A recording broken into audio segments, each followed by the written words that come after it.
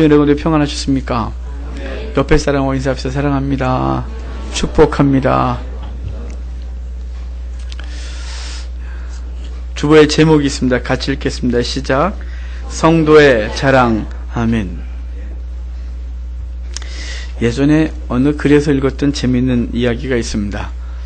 어떤 중년 부인에게 남편이 정말 아마 몇십 년 만에 반지를 하나 해줬던 것 같아요. 얼마나 자랑스럽겠어요. 자랑하고 싶겠어요. 그래서 그 반지를 끼고 시장에 가서 상인들에게 이거 얼마예요? 이거 얼마예요? 계속 물었어요. 계속 묻기만 했어요. 그랬더니 그 상인이 그 의도를 알고 이렇게 윗입술을 올리면서 금리빨을 내보이며 얼마예요? 얼마예요? 그랬다는 우스갯소리가 있습니다. 사람은 자기가 갖고 있는 것 중에 무엇인가를 자랑하고 싶고, 그 자랑할 게 없으면 위축되고 우울해지고 뭐 내가 살아서 뭐하나 이런 생각이 드나 봐요. 그래서 사람들은 다 자기 자랑하는 맛에 사는 거죠. 자기의 외모를 자랑하든 자기가 갖고 있는 것을 자랑하든 자녀를 자랑하든 안 되면 사돈의 팔촌과 옆에 있는 것까지 다 끌어다가 자랑을 하는 우리들의 모습이 있습니다. 세상 사람만 그런 게 아니라 제 속에도 여러분 속에도 소위 속물근성이 다 있습니다. 이런 우리들을 향하여 하나님은 성도로서 해야 될 자랑이 있다고 말씀해 주셨습니다. 성도는 무엇을 자랑해야 될지를 본문을 통해서 보게 될 텐데요. 이렇게 그것을 말씀하신 주님은 여전히 예레미야를 통하여 심판에 대해 말씀해 주시고, 또 예레미야는 그것을 인하여 슬퍼하고 있습니다. 우리 먼저 예레미야의 슬픔을 좀 볼까요? 우리가 읽지 않았는데 8장 8절부터 9장 1절까지예요. 좀 긴데 8장 18절부터 9장 1절까지 우리 한 목소리를 읽겠습니다. 슬프다 나의 근심이여, 어떻게 위로를 받을 수 있을까? 내 마음이 병들었도다. 딸 내 백성이 심히 먼 땅에서 부르짖는 소리로다. 여호와께서 시온에 계시지 아니한가? 그의 왕이 그 가운데 계시지 아니한가? 그들이 어찌하여 그 조각한 신상과 이방의 헛된 것들로 나를 경노하게 하였는고 하시니, 추수할 때가 지나고 여름이 다하였으나 우리는 구원을 얻지 못한다 하는도다. 딸 내 백성이 상하였으므로 나도 상하여 슬퍼하며 놀라움에 사로잡혔도다. 길르앗에는 유향이 있지 아니한가? 그곳에는 의사가 있지 아니한가? 딸 내 백성의 치료를 받지 못함은 어찌 됨인고? 어찌하여 내 머리는 물이 되고 내 눈은 눈물 근원이 됐고, 죽임을 당한 딸 내 백성을 위하여 주야로 울리로다. 아멘. 예레미야는 8장 18절에서 슬프다 이렇게 말하고 시작합니다. 예레미야는 지금 이스라엘의 무너지는 것을 보며 슬퍼하는데, 오늘 본문에 특별히 또 슬프다 하면서 자신의 슬픔을 묘사하고 있어요. 그 슬픈 이유는 이스라엘 백성들이 하나님을 떠나 우상을 숭배했고 그 죄악이 넘쳤기 때문입니다. 그래서 추수 때가 지나 여름이 되면, 그러니까 우리는 추수를 가을에 하지만 이스라엘은 봄철에 보리와 밀을 다 추수하고 여름에는 밭에 아무것도 남은 게 없어요. 그런데 성경의 본문에 보면 지금 추수 때가 지나 여름이 지났는데도 그 밭에 있는 곡물을 그냥 내버려둬서 그 추수하지 않은 곡물은 밭에서 상하게 됩니다. 지금 이스라엘 백성들이 바로 그렇다고 말하면서 이스라엘 백성들을 향한 하나님의 추수하심, 하나님의 회복하심의 은혜를 갖고 있지 못하다고 얘기를 해주고 있는 것입니다. 또한 길르앗에는 유향이 있고 의사도 있음에도 내 백성 이스라엘은 치료를 받지 못한다고 슬퍼하고 있습니다. 여기서 길르앗에 유향이 있고 의사가 있다는 말은 길르앗에 사는 향료를 통해서 길르앗 지역의 의사들이 사람들을 고치고 했었습니다. 본문에서 말하는 길르앗에 있는 유향은 우리가 일반적으로 알고 있는 유향이 아닙니다. 저기 장식장에 있는 유향, 그 유향이 아닙니다. 우리가 알고 있는 유향은 저 장식장에 있는 레보나라고 하는 유향이에요. 산지가 중동이고요. 그 당시는 그 가치가 너무 비싸서 그 무게와 금의 무게가 거의 같았다 할 정도로 비쌌어요. 그것은 귀해서 일반 사람들이 이렇게 함부로 쓸만한 재료가 못 됐고, 길르앗에서는 그 유향은 나질 않습니다. 근데 본문에 길르앗에서 유향이 난다 되어 있는데, 이 유향은 체리라는 히브리어예요. 우리가 먹는 체리 아니니까 또 그렇게 생각하지 마세요. 체리인데 발삼나무라는 나무의 진액을 모아서 그것을 졸여서 그것을 향유로 쓰고 치료하는 데 썼어요. 그러니까 그곳에 그 체리라는 유향의 산지가 길르앗이었고 그 산지에서 나는 것으로 사람들이 어떤 병을 고쳤어요. 그러니까 당연히 거기에 의사들이 있는 거죠. 지금 예레미야는 말하기를 사람들이 병이 들면 길르앗에 가서 유향으로 병을 치료하는데 내 백성은 하나님이란 치료자가 있는데 내 백성이 하나님께 나오지 않는다. 이것 때문에 슬퍼하고 있는 것이에요. 그럼 내 백성은 고침을 받지 못하고 있다는 이 슬픔으로 예레미야는 이야기하고 있는 거죠. 여러분, 비록 잠깐 얘기하지만 하나님께서 우리를 치료하실 수 있습니다. 우리의 영혼과 우리의 육신과 우리의 모든 것들을. 그래서 주님께서 나오라 말하는 거죠. 그분께 나오면 치료받을 수 있는데 그분께 나오는 자가 없다라는 것이 지금 예레미야의 탄식이고 슬픔인 것이에요. 예레미야는 9장 1절에서 내가 내 백성을 위하여 울겠다고 말해요. 그래서 너무 슬프니까. 예레미야는 이스라엘의 죄와 파멸을 바라보면서 하도 울어서 이제 눈물이 말랐답니다. 그래서 예레미야는 또 다른 눈물샘이 터지기를 바라요. 그래서 밤이고 낮이고 내 백성 내 동포의 이 슬픔과 이 멸망의 현실을 보고 울겠다 이렇게 말합니다. 그래서 이 9장 1절을 현대어 성경은 이렇게 번역했어요. 내 머리가 우물이 되고 내 눈이 눈물의 샘이 된다면 죽임을 당한 내 백성을 위하여 내가 밤낮 울 수 있을 텐데 이렇게 번역했고, 새 번역 성경은 살해된 나의 백성 나의 딸을 생각하면서 내가 낮이나 밤이나 울 수 있도록 누가 나의 머리를 물로 채워주고 나의 두 눈을 눈물샘이 되게 하여 주면 좋으련만 이라고 탄식하고 있습니다. 예레미야는 그 백성의 죄를 보고 끊임없이 울었는데 울어도 그 백성은 계속해서 악하게 가고 그 심판이 멈춰지지 않고 더 악한 곳으로 가고 있으니 예레미야가 울 수도 없을 정도, 이제는 눈물고는이 말아서 이제 더 누가 좀 눈물 좀 채워줬으면 좋겠대요. 그래서 더 울고 싶다고 말하고 있는 거예요. 선지자의 이러한 슬픔은 오늘날 우리의 모습을 보며 우시는 하나님의 마음을 보는 듯합니다. 하나님을 섬긴다고 하면서 하나님을 제대로 알지도 못하고 심지어는 섬기지도 않는 한국교회가 추수때를 넘겨 곡식이 밭에서 상함을 입듯이 징계의 채찍을 당하고 있는데도 느끼지 못하고 여전히 세속적인 부흥을 추구하고 있는 것입니다. 이 백성은 한국교회가 아직까지는 나름 풍요하기 때문에 평안하다 하면서 20년 후에 벌어질지도 모를 교회의 황폐함을 애써 모른 척합니다. 마치 히스기야가 바벨론 사신에게 내탕고를 보여주고 그 보여준 재물이 그것을 인하여 이사야에게 책망을 받기를 그 보여준 재물은 바벨론으로 옮겨갈 것이고 당신의 자녀들은 후손들은 바벨론의 환관으로 끌려간다고 했을 때 그 끔찍한 얘기를 들었더니 히스기야의 반응은 이렇겠습니다. 내가 사는 날 내 태평과 진실이 있을진데 어찌 선하지 아니하리요. 그러니까 그의 후손들은 포로로 끌려갈 것이고 이 망할 것이라는 얘기를 들은 히스기야는 내가 살아있는 동안 평안하니 괜찮습니다. 이런 반응을 하고 있는 것입니다. 이 시대가 그런 것 같습니다. 우리가 살고 있는 이 시대의 풍요에만 관심이 있을 뿐 우리가 저지른 세속적 신앙으로 인해서 황폐해질 한국교회, 그 황폐해진 한국교회에서 자랄 지금 우리 젊은 아이들, 이 아이들이 한국교회를 섬겨야 될 때 얼마나 핍절해 있고 황폐해질지가 보이지 않습니까? 지금 그것 때문에 울어야 될 때입니다. 이러한 것을 보는 눈이 있는 하나님의 사람들은 예수님과 함께 울고 성령님과 함께 탄식하며 오늘을 살아가고 있는 것입니다. 바라기는 저와 여러분들이 이 미래 세대가 어찌 될지를 볼 수 있다면 함께 울 수 있기를 바랍니다.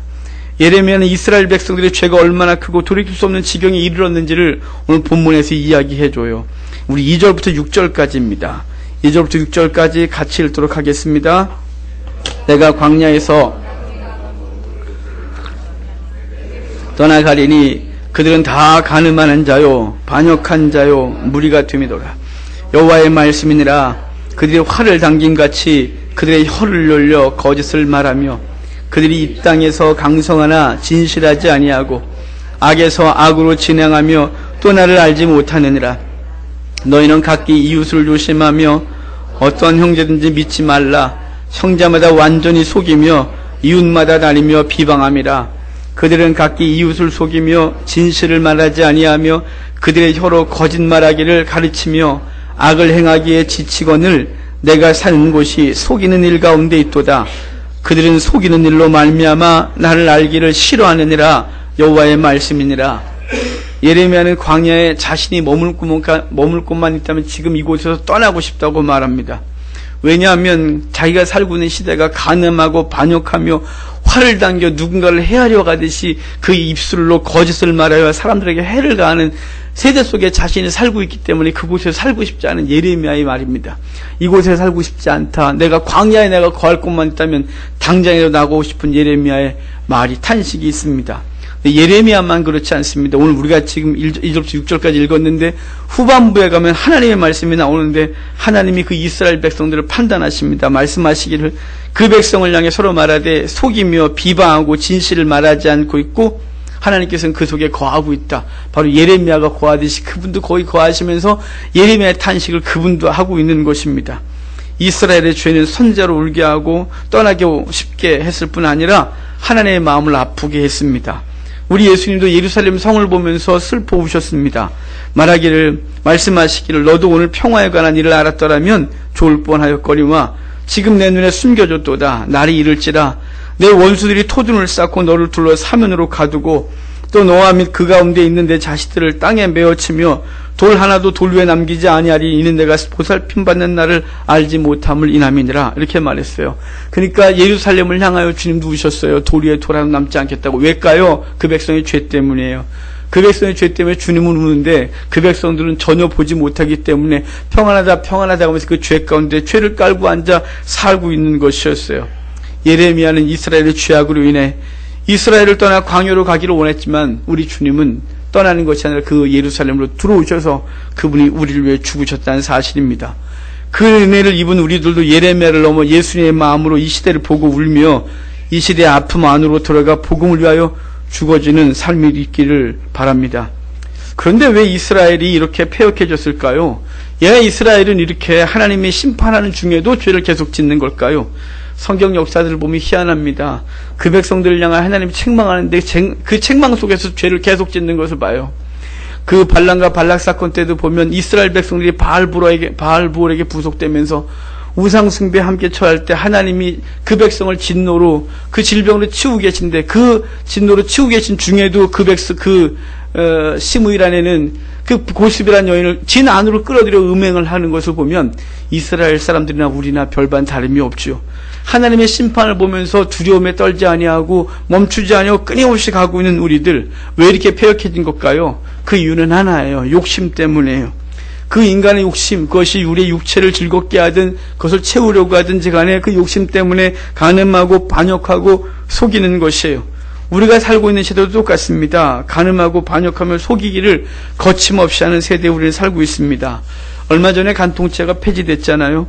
그럴 때 사람들이 희한한 일을 벌였습니다. 그 이미 기사에 나왔던 거예요. 기혼자를 위한 만남 사이트가 생겼는데 회원들이 폭주했답니다.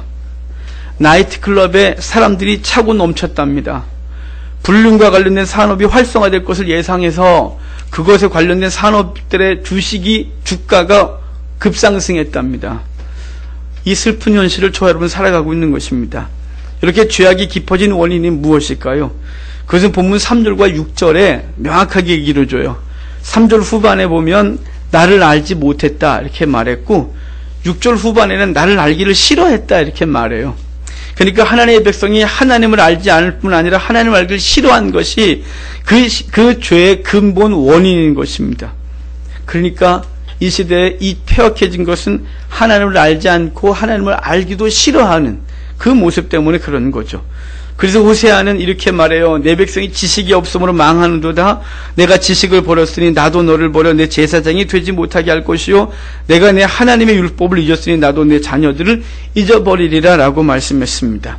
그러니까 하나님을 아는 지식이 없고 하나님을 아는 것이 없었기 때문에 결국은 멀리 자꾸만 떠나가고 있고 하나님에서 멀어지는 거죠. 그래서 호세아는 주님께 돌아오라고 계속해서 말씀했습니다. 그리고 그의 말씀 앞에 서라고 합니다. 성도의 바른 삶의 시작은 하나님에 대하여 바르게 아는 것입니다. 하나님에 대해 바르게 아는 것은 그 말씀에 귀를 열고 마음을 열고 그런가요 받아들이고 그렇게 살아보는 것입니다. 그렇게 힘쓸 때 우리의 성도의 삶은 바르게 되는 것입니다. 이 시대에 세상에 그런 건 둘째 합시다. 정말 우리 성도들 속에서도 교회 안에도 하나님을 알지 아니하고 하나님을 힘써 알지 않는, 하나님을 알기를 싫어하는 족속들이 너무 많다 이 말이에요. 왜냐하면 저와 여러분들이 그 말씀을 듣는 것이 부담스럽고 그분을 아는 것이 힘이 들기 때문이겠죠. 알면 자기가 지금 추구하는 것들을 내려야 하니 그것이 힘들고 받아들이고 힘들어 이렇게 서서히 좀 적당히 알고 적당히 신앙생활 하기를 원하는 세대, 우리는 살아가고 있는 것입니다. 이렇게 약해져 있기에 하나님은 그 백성을 향하여 계획을 갖고 있습니다. 이 악한 세대를 향한 하나님의 계획이 7절에 있어요. 우리 9장 7절 같이 읽겠습니다. 그러므로 만군의 여호와께서 보라, 내가 내 딸 백성을 어떻게 처치할고 그들을 녹이고 연단하리라. 아멘. 이 구절을 현대인의 성경은 이렇게 번역했어요. 그러므로 전능하신 여호와께서 말씀하신다. 보라, 내가 내 백성을 실현의 도가니에 넣어 금속처럼 연단하고 시험하겠다. 이 밖에 내가 달리 무엇을 할 수 있겠는가? 예전엔 선택사항이 없다는 거예요. 말로 아무리 외쳐도 듣지 아니하고 사인을 줘도 모르고, 그러니까 그 백성을 도가니에 집어넣는 거 외에는 내가 무엇을 더 할 수 있으리, 이렇게 말하고 있는 것이죠.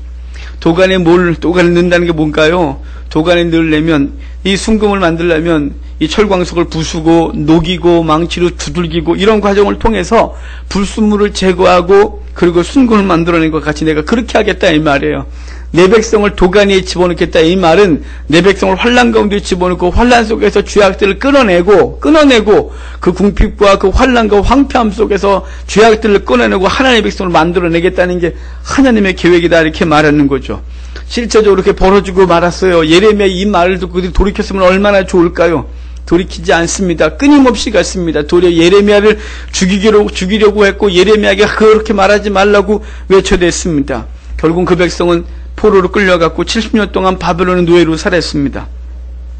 그 과정을 통해서 주님이 지금 말씀하셨던 것을, 내가 너를 도가니에 넣겠다, 도가니에서 내가 너의 불순물을 제하겠다고 하는 그 의도가 그대로 성취가 됐습니다. 그래서 예레미야는 24장 5절과 7절에서 이제 너희들이 갔다가 돌아오게 되면 어떻게 될지를 말씀했었는데 그 말씀이 이렇습니다. 이스라엘 하나님 여호와께서 이와 같이 말씀하시느니라. 내가 이곳에서 옮겨갈 때 내 땅에 이르게 한 유다 포로를 이 좋은 무화과 같이 잘 돌볼 것이니라. 내가 그들을 돌아보아 좋게 하여 다시 이 땅으로 인도하여 세우고 헐지 아니하며 심고 뽑지 아니하겠고, 내가 여호와인 줄 아는 마음을 그들에게 주어서 그들이 전심으로 내게 돌아오게 하리니 그들은 내 백성이 되겠고 나는 그들의 하나님이 되리라. 무엇을 통해서요? 도가니를 통해서 그렇게 하겠다고 말하는 것입니다. 근데 이렇게 꼭 고난의 도가니, 풀무의 환난의 풀무 속에 들어갔다가 나와야 하나님의 사람으로 제대로 쓰는 걸까요? 꼭 환난을 당해야 정신을 차리는 걸까요? 그 방법밖에 없을까요? 아닙니다. 다른 방법이 있습니다. 그것은 주님의 말씀에 주의하여 듣고 그렇게 행하는 것입니다. 그러면 도가니와 풀무는 우리 속에 필요하지 않습니다. 하나님의 말씀을 듣고 그 말씀대로 행하면, 그래서 그 말씀대로 하나님의 사람으로 훈련되어지면 더 이상의 고난은 필요 없는 것입니다. 13절 우리에게 그것을 말씀해 주고 있습니다. 13절에 기록되기를, 그들이 내가 그들의 앞에 세운 나의 율법을 버리고 내 목소리를 순종하지 아니하며 그대로 행하지 않았다. 그렇기 때문에 그들은 도가니의 고난을 당한다. 이렇게 말하는 것이죠. 이걸 반대로 하면 그래요. 반대로 하면 도가니의 고난을 당하지 않는 것이죠. 이렇게 말하는 거예요. 내가 세운 나의 율법을 너가 기억하고 내 목소리를 순종하고 그대로 행하면 그런 것이 없게 되겠다는 것이죠. 바라기는 우리가 주의 말씀을 매주마다 듣습니다. 이 말씀 듣고 돌아가서 아무 생각 없이 사는 것이 아니라 그 말씀 한 주 동안 묵상하고 어떻게 사는 것이 바른지 알고 그렇게 행하는 것입니다. 그렇게 행하는 것이 지혜 있는 자입니다. 그렇다면 주님께서 우리에게 이제 본격적으로 우리에게 원하는 것이 무엇인지를 말해요. 우리가 23절, 24절 우리가 본문으로 읽었는데 그 본문 다시 읽도록 하겠습니다. 23절, 24절입니다. 여호와께서 이와 같이 말씀하시되 용사는 그의 용맹을 자랑하지 마라. 부자는 그의 부함을 자랑하지 말라. 자랑하는 자는 이것으로 자랑할지니 곧 명철하여 나를 아는 것과 나 여호와는 사랑과 정의와 공의를 땅에 행하는 자인 줄 깨닫는 것이라. 나는 이 일을 기뻐하느라 여호와의 말씀이니라. 아멘. 주님은 먼저 자랑하지 말라 이렇게 말해요. 여기 세 부류에게 자랑하지 말라고 하는데, 지혜 있는 자는 그의 지혜를 자랑하지 말고, 용맹한 자는 그의 용맹을 자랑하지 말고, 부유한 자는 그의 부유함을 자랑하지 마라 이렇게 말해요. 지혜와 부는 그냥 말 그대로 지혜와 부예요. 하지만 중간에 있는 용맹은 좀 말이 달라요. 용맹이란 히브리어가 게브라라는 말이거든요. 이 단어는 힘, 권력, 세력이란 뜻입니다. 그러니까 이 세 단어를 그냥 다 편하게 번역하면 너희가 지혜, 힘, 돈 자랑하지 마라 이렇게 말하는 거예요. 이것은 사람들의 주요 자랑거리입니다. 지혜, 힘, 돈은 세대를 초월하여 영원한 자랑거리죠. 우리만 자랑합니까? 과거도 자랑했고 앞으로도 자랑하고 그것이 풍성하면 자랑하지 않으면 못 삽니다. 이것이 인간이 갖고 있는 속성인 것이죠. 근데 하나님께서는 그들에게 이것을 자랑하지 말라 이렇게 말해요. 근데 이스라엘 백성들이 이것들을 자랑했어요. 하나님의 심판을 그렇게 말하는 대로 그것이 있는 자들은 하나님의 심판에 귀 기울이지 아니하고 그것들을 계속해서 자랑했다고 말해요. 왜 주님은 그 자랑하는 것을 자랑하지 말라고 할까요? 좀 묵상해 보면 그 자랑거리들은 인간들이 의지하는 것이에요. 그것과 같아요. 지금도 사람들은 자기가 자랑하는 것과 의지하는 것이 같습니다. 돈을 자랑하는 자는 돈 의지합니다. 힘을 자랑하는 자는 그 힘 의지하기 때문에 힘 자랑하는 것입니다. 자신의 지혜를 자랑하는 자는 그 지혜에 의지해서 살아가기 때문에 그것을 자랑하는 것입니다. 자신의 자녀들이 남들보다 조금 잘나면 그 자랑하는 것은 그 자녀가 자기의 미래를 보장한다고 믿기 때문입니다. 그러니까 우리의 자랑은 우리가 의지하는 것과 동일한 것입니다. 그래서 주님은 자랑하지 마라 라고 말한 거죠. 그러니까 부와 지혜와 권력, 힘 등을 자랑하지 마라. 이 말은 그것들을 의지하여 살지 마라. 이렇게 말한다고 알 수 있어요. 오늘 본문에 있는 것들과 함께 이스라엘 백성들이 당시 사람들이 자랑했던 것들이 무엇인지를 좀 보면 조금 아까 말했던 첫 지혜를 자랑했어요. 서기관들이 율법을 한다고 그 지혜를 자랑했는데 사실은 율법을 아는 게 자랑할 게 아니라 율법대로 살아가는 게 자랑거리여야 되는데 그들은 지식을 자랑한 거예요. 그러니까 주의 말씀을 공부하는데 말씀 공부하면서 뭘 안다고 자랑하면 안 되고 그 자랑하는 게 아니라 그 말씀대로 살지 못하는 걸 부끄러워해야 되는 거죠. 용사, 조금 아까 말씀드린 게브라라는 히브리어예요. 힘, 권력, 세력, 능력, 자기 권위 등등이에요. 그러니까 힘 의지하지 말아요. 성전을 자랑했어요. 돈 자랑했고 성전 자랑했어요. 그들은 성전이 있기 때문에 자기들은 망하지 않는다고 생각했어요.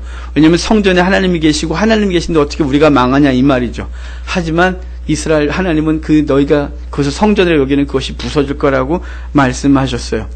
우리가 읽은 다음 절에 보면 할례를 자랑했다고 그래요. 그들은 자신이 유대인으로서 할례를 행했기 때문에 구별됐고 구원을 받은 것이라고 자랑질을 했어요. 그러나 주님은 그들이 자랑하고 있는 성전과 율법과 서기관과 힘과 돈과 할례나 지혜 등등을 자랑하지 말라고 하고 그것들을 의지해봐야 그것들이 너희들에게 다가올 앞으로의 환난에서 너를 건지지 못할 것이라고 분명히 끊임없이 말씀했어요. 도리어 그것들이 그 백성들의 걸림돌이 됐어요. 하나님께 나오는 걸림돌, 하나님의 구원을 받는 걸림돌이 됐다는 거죠. 왜냐하면 하나님을 의지하지 아니하고 그들이 자랑하는 그것들을 의지하여 하나님 없어도 살 것 같았어요. 성전만 있으면 됐어요. 할례 받았기 때문에 괜찮아요. 지혜가 있기 때문에 그 환난에서 이길 거라고 생각했었어요. 힘이 있기 때문에 능히 건진다고 생각했어요. 자기의 많은 돈이 자기의 생명은 건질 수 있다고 생각하는 거예요. 그랬기 때문에 하나님께 나올 수 있는 길을 스스로 다 막아버린 거죠. 회개할 수 있는 기회를 그것들이 막아버린 것이, 그것들이 차라리 없었다면 하나님 앞에 무릎 꿇었을 텐데 그것들이 그들로 하여금 하나님의 백성을 살지 못하게 한 거예요. 주님 당시에 유대인들도 그러했습니다. 그들은 할례가 구원을 주겠다고 자랑했고 성전을 사랑했고 율법이 자신들에게 있음을 자랑했어요. 하지만 주님은 그들을 향하여 돌 위에 돌아 남지 않게 될 것이라고 책망했었습니다. 지금도 우리는 헛된 것들을 자랑합니다. 교회 건물의 크기를 자랑하고 교회 안에 있는 사람의 숫자 자랑하고 학벌을 자랑하고 재물을 자랑하고 자기 자녀들이 남들보다 좀 나은 것 자랑하고 우리 그런 거 자랑하고 다닙니다. 저도 마찬가지입니다. 저 속에 있는 거, 우리 주변에 있는 거, 하다못해 우리 성도들이 어떤 사람인 거 이런 거 자랑하고 다닙니다.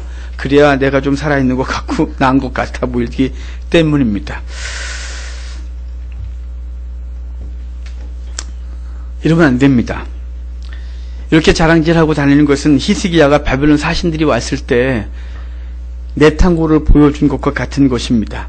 히스기야가 그들에게 내탕고를 보여주면 아직도 우리에게 힘이 남아있어, 아직도 황금이 많아, 이렇게 자랑하면 되질 않았고 그 사신들을 데리고 어디 가야 되냐면 성전에 가야 된다 그랬잖아요.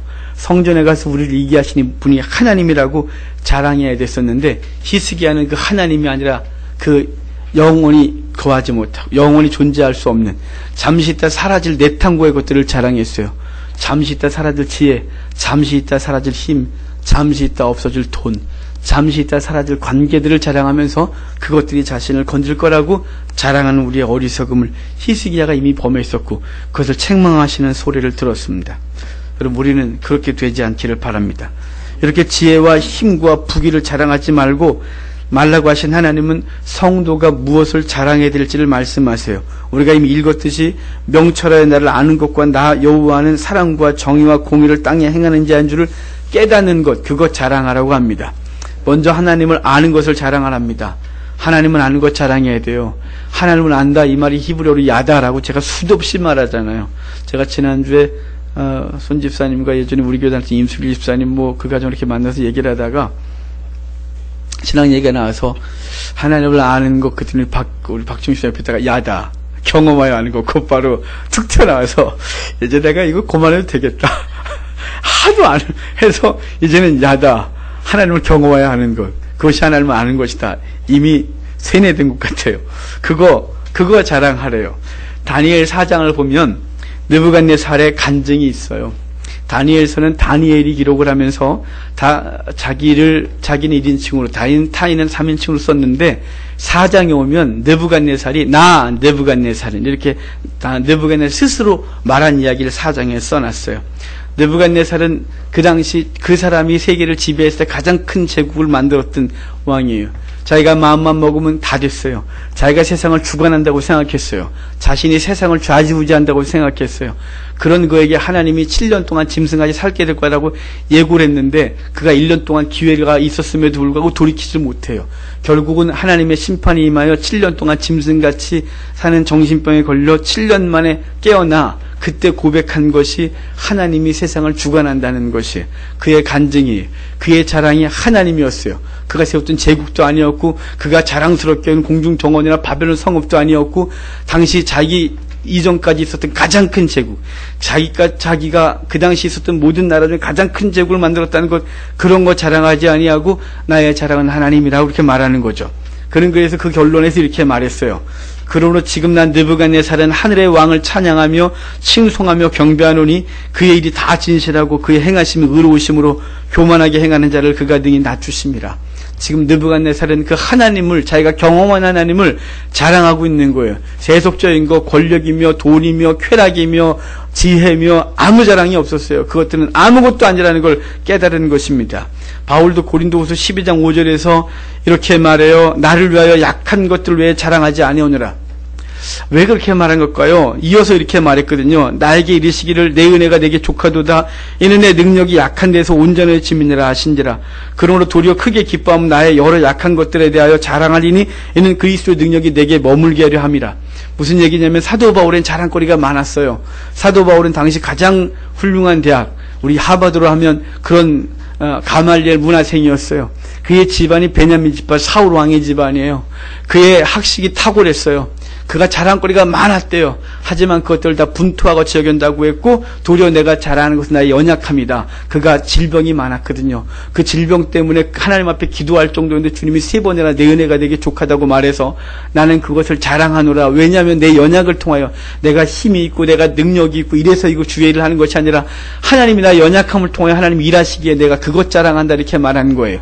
그 바울의 자랑이 연약함이었어요. 연약함 속에 뭐가 있나요? 하나님이 있는 거예요. 그러니까 느부갓네살도 하나님을 자랑해, 하나님을 아는 것을 자랑했어요. 바울도 그 고난 속에서 하나님을 아는 것을 자랑하고 있는 것이에요. 시편 기자가 이렇게 말했었습니다. 어떤 사람은 병거, 어떤 사람은 말을 의지하나 우리는 여호와 우리 하나님의 이름을 자랑하리로다. 여러분, 이 시편 기자의 자랑이 우리가 고백하고 그리고 여호와를 아는 것을 자랑하는 우리가 되기를 바랍니다. 이어서 자랑할 것을 3개를 얘기해요. 사랑과 정의와 공의를 행하는 것을 깨닫는 것을 자랑이라고 말합니다. 이 하나님은 본문의 말씀처럼 사랑과 공의와 정의를 행하는 자입니다. 하나님의 속성에 대해서 바르게 아는 것은 하나님을 섬기는 성도들의 바른 자세입니다. 마땅한 바입니다. 예를 들어 상사를 모시는 사람이 있다면 그 상사가 무엇을 원하는지를 밝히 알아야 되겠죠. 그 윗사람은 이 일을 하길 원하는데 지가 생각해 저 일을 하면 잘리든지 혼나든지 둘 중에 하나 하겠죠. 윗사람이 무엇을 원하는지를 파악하고 그가 원하는 것을 행하는 것은 아랫사람의 마땅한 도리인 것입니다. 마찬가지로 하나님의 백성들로 살아갈 땐 하나님이 원하시는 것이 무엇인지, 하나님이 어떤 속성을 갖고 있는지를 알고 그렇게 행하는 것이 복인 것입니다. 하나님은 이 세 가지를 말씀하시는데 그 세 가지를 하나씩 짧게 좀 생각해 보겠습니다. 먼저 하나님은 사랑을 행하는 존재다 이렇게 말해요. 히브리어로 헤세드라고 말해요. 그래서 예전 성경 우리가 갖고 있는 것 이전의 개역 성경은 이것을 인애라고 번역했습니다. 헤세드라는 히브리어 아주 다양한 의미를 갖고 있는데 은혜, 긍휼, 인애, 자비, 신실한 사랑 등을 포함해요. 그러니까 헤세드란 말은 하나님의 넓고 깊고 그 높은 그 놀라운 사랑에 한량없는 하나님의 사랑을 감축하고 있는 것이 헤세드라는 말이에요. 이것은 하나님이 사랑을 세상을 보는데 심판과 정죄나 이런 것을 보지 아니하시고 사랑의 눈으로 보고 있음을 의미해요. 하나님의 활동하심은 우리의 폐역과 죄악에 근거하여 그것에 맞장구 쳐 그럼 나도 너희를 이게 아니라 우리가 그렇게 함에도 불구하고 그분은 끊임없이 사랑의 눈으로 보고 있음을 말씀하고 있는 거예요. 그래서 하나님은 독생자 예수 그리스도를 십자가에서 달아 죽이셨어요. 다윗이 대적의 후손 무비보셋을 끌어안아 왕좌의 권을 회복시켜줬던 것처럼 주님이 우리를 끊임없는 사랑으로 변함없이 대해주고 있다는 사실입니다. 이 헤세드를 모를까 싶어서 그런지 다음으로 이어지는 것이 그 하나님의 소를 정의를 말해요. 그러니까 하나님 우리를 사랑하신다, 또한 하나님 우리를 정의롭게 대하신다고 말해요. 이 정의란 말을 왜 했냐면 인간은 종종 하나님의 사랑을 방종과 바꿔요. 맞바꿔 먹어요. 하나님의 사랑 안에 내가 무엇을 해도 괜찮다. 그분은 언제 날 용서하니까, 그분 날 사랑하니까 내가 엉망으로 살아도 그분 날 사랑해. 그래서 그 사랑을 방종으로 바꾸는 우리의 속성이 있습니다. 그런 우리들을 향하여 주님이 말씀하신 것이 사랑 다음에 정의를 행한다 이렇게 말하는 거죠. 이 정의 히브리어로 미슈파트라는 단어예요. 이 미슈파트는 샤파트라는 단어에서 어근을 갖고 있는데 이 샤파트가 재판한다, 심판한다 이런 뜻이에요. 우리가 이것에 근거한 언어를 잘 알아요. 사사, 쇼페트. 사사들이 바로 재판하는 사람들이라는 뜻이에요. 그러니까 하나님은 사랑과 동시에 정의를 행하시는 분으로 불리우고 우리에게 역사하십니다. 그래서 개역 성경은 이 정의를 뭐라고 번역했냐면 공의 이렇게 번역했어요. 전의 성경은. 하나님은 당신의 아들 예수 그리스도를 당신의 정의를 만족시키기 위하여 이 땅에 보내셨어요. 이 말이 뭐냐면 주님이 말씀하시길 죄의 싹은 사망이라고 말했어요. 여러분이 이미 과거에도 수도 없이 죄를 졌고 예수 믿는 중에도 우리는 하나님 앞에 범죄해요. 그 범죄의 삭은 뭐냐? 사망이다. 그래서 죽어야 돼요. 그러니까 하나님 믿는 백성들은 다 죽어야 돼요, 원래. 그런데 이 땅의 사람들은. 그런데 하나님 당신의 백성을 살리시는데 살리시는 게 뭐냐면 당신의 정의. 그 심판하시면 죄에 대해 삭은 사망을 줘야 되는데 우리를 죽일 수 없으니 우리를 대신하여 하나님을 보내신 거죠. 바로 죄 없으신 그리스도를 보내 우리의 죄를 뒤집어 쓰고 그 죄를 대신하여 죽으심으로 그분의 정의, 그분의 공의, 그분의 심판을 만족시켜 주신 것입니다. 그래서 저와 여러분들이 이 땅 가운데 주의 백성으로 살고 천국을 얻었다는 사실입니다. 나가서 이 정의란 말은 우리가 예수 그리스도가 우리를 위해 대신 죽어서 우리가 구원할 뿐만 아니라 여호와는 심판자로서 행악자들의 활동을 제한하시고 그들을 처벌하신다는 뜻입니다. 반면에 의인을 구원해 주시고 그를 위해 변호하시는 그 하나님으로 우리 가운데 거하신다 이 말이에요. 성도 여러분, 주님은 우리를 사랑하십니다. 그리고 그분이 우리를 정으로 대하고 있다는 사실을 기억하십시오. 그래서 이미 우리의 죄를 용서하셨고 용서받은 자가 어떻게 살아야 되는지를 알고 기꺼이 그렇게 살기를 원하는 주의 마음이 있다는 사실이에요. 마지막으로 원하는 게 뭐냐면 공의라고 말해요. 이 공의는 히브리어로 체다카예요. 그래서 전의 성경은 이걸 정직으로 번역했어요. 근데 개역 개정 성경으로 바뀌면서 이걸 공의로 번역을 해서 사실은 정직이 훨씬 더 편하게 다가왔는데요. 어찌됐거나 지금 주님은 우리를 향하여 공의롭게 대한다. 아까 정의롭게 대한 어떤 심판의 의미라면 이 공의롭게는 의롭게 살기를 원하신다는 뜻이에요. 그분은 우리를 의롭게 대하시고 정직하게 대하시고 우리도 이 땅을 살 때 그렇게 살기를 주님이 원하고 있다 이 말이에요. 사실 이건 주님이 이 땅 가운데 편만하게 되기를 바라는 것이에요. 물이 바다를 덮음같이 하나님을 아는 것이 온 땅에 가득하게 되기를, 그 하나님을 섬기는 백성들의 의로움이 이 땅에 가득하게 되기를 바라는 거죠. 피조물이 바라는 바고 우리 모두가 바라는 거 아니겠습니까?